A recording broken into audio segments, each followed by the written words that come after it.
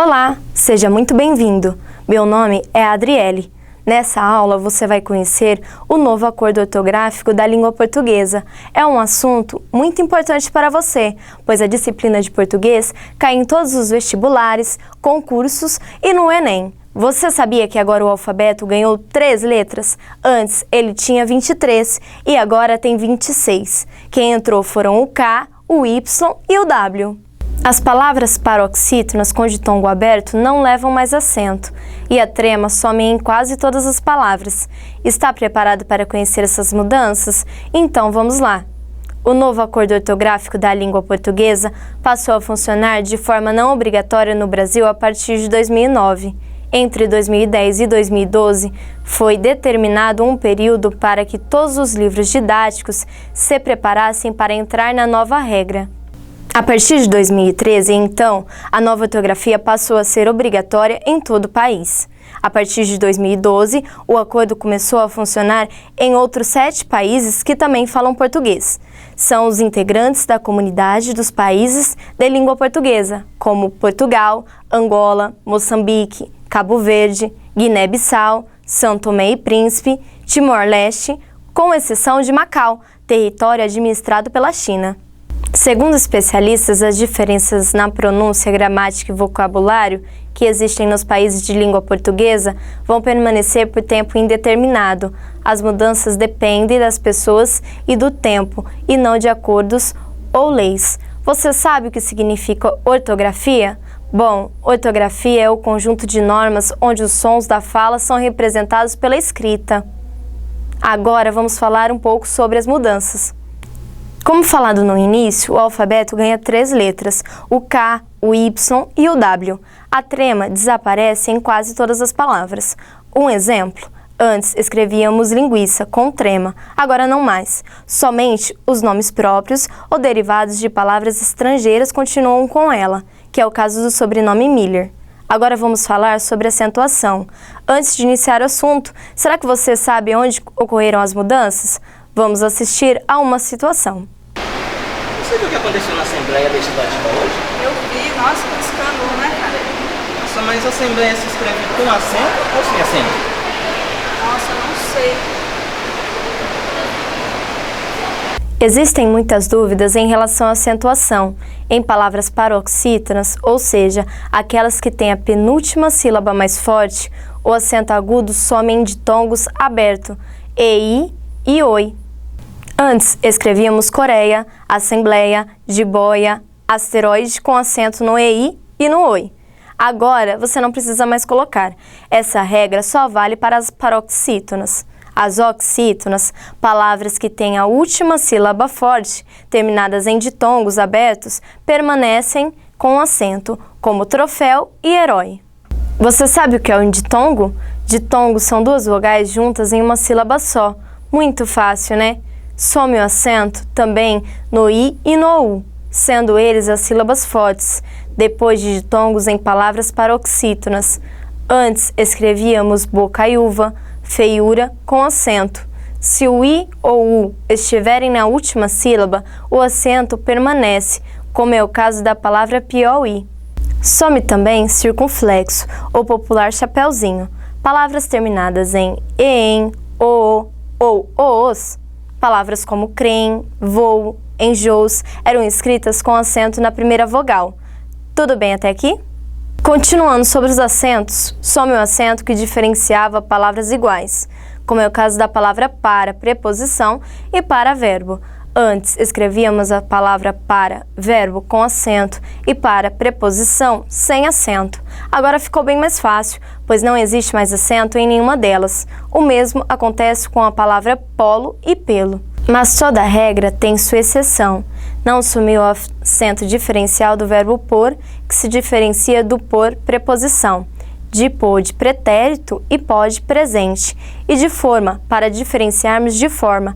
Para nós finalizarmos a parte de acentuação, some o acento agudo do U forte nos grupos ge, gi, que, ki e de verbos como averiguar, apaziguar, arguir, redarguir, enxaguar. E aí, o que você achou das novas regras de acentuação? Vamos dar uma olhada como ficaram as regras em relação ao hífen? Primeiramente, você sabe o que é um prefixo? Prefixo é o primeiro pedaço da palavra, aquele que vem antes do radical. O radical é a parte imutável, ou seja, a base da palavra. Por exemplo, o radical da palavra radical é radical. Depois dela, pode-se formar outras palavras, como, por exemplo, radicalizar e radicalizando. Você conseguiu entender? Bom, com relação aos prefixos agro, ante, arque, alto, contra, extra, infra, intra, macro, mega, micro, max, mini, semi, sobre, supra, tele e ultra. O hífen fica quando a palavra seguinte começa com H ou com a mesma vogal. Com a vogal diferente, não se usa hífen, com exceção do prefixo co. Mesmo que a palavra seguinte comece com o, não se usará hífen. Um exemplo é anti-herói. Nos demais casos, não se usa hífen. Um exemplo é a palavra ultrassom. Vamos assistir mais uma situação para entender questionamentos sobre a utilização correta do hífen. Gente, alguém sabe como que ficou a palavra super-herói com a nova ortografia?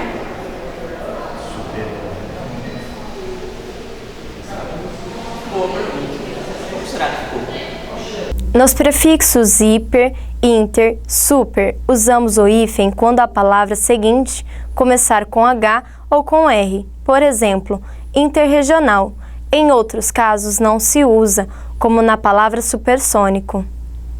No prefixo sub, usamos o hífen quando a palavra seguinte começar com B, H ou R. É o caso de subbase. Em outras palavras, não se usa, como na palavra subsecretário. Os prefixos vice, ex, soto sempre usa. Exemplos: vice-diretor e vice-presidente. Os prefixos pan e circo usa-se hífen quando a palavra seguinte começar com H, M, N ou vogais. É o caso da palavra pan-americano. Em todos os demais casos, não se usa hífen, como o exemplo pansexual. Não se usa o hífen em palavras que, pelo uso, perderam a ideia de composição. Exemplo: antes escrevíamos manda-chuva com hífen, agora não mais. Vamos analisar um outro exemplo. Galera, vocês terminaram? Vamos comigo até a pós-graduação? Por falar nisso, com essa nova reforma, como será que se escreve pós-graduação? Verdade, né? Será que tem o hífen ainda ou não? O uso do hífen permanece em palavras compostas que não contêm elementos de ligação e constituem unidade sintagmática e semântica, como nas palavras ano-luz, azul claro, bem-te-vi, tenente-coronel, médico-cirurgião. O uso do hífen também permanecerá nos prefixos pré, pós e pró, seguidos de palavras com o significado próprio. É o caso de pré-natal, pós-graduação, pró-vida.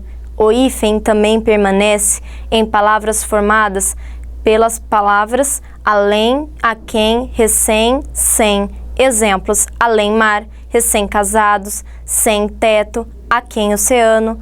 Não se usa mais hífen nos seguintes casos: em qualquer tipo de locução adjetiva, substantiva, verbal, pronominal, adverbial, prepositiva ou conjuncional, como por exemplo, cão de guarda, mão de obra, doce de leite, pão de mel, café com leite. As exceções dessa regra são água de colônia, arco da velha, cor de rosa, mais que perfeito, pé de meia, a Deus dará, a queima-roupa. O motivo das exceções são incertos. Muita coisa sobre hífen, não é mesmo? Ainda foram eliminadas as consoantes não pronunciadas, ou seja, que são mudas. Exemplo: batismo ficou batismo. Aceita-se grafia dupla nas seguintes palavras: Antônio com acento agudo e Antônio com acento circunflexo, facto ou fato, sessão ou sessão. Bom, essas são as dicas. Bons estudos para você e obrigada por ter assistido a essa videoaula. Até a próxima oportunidade.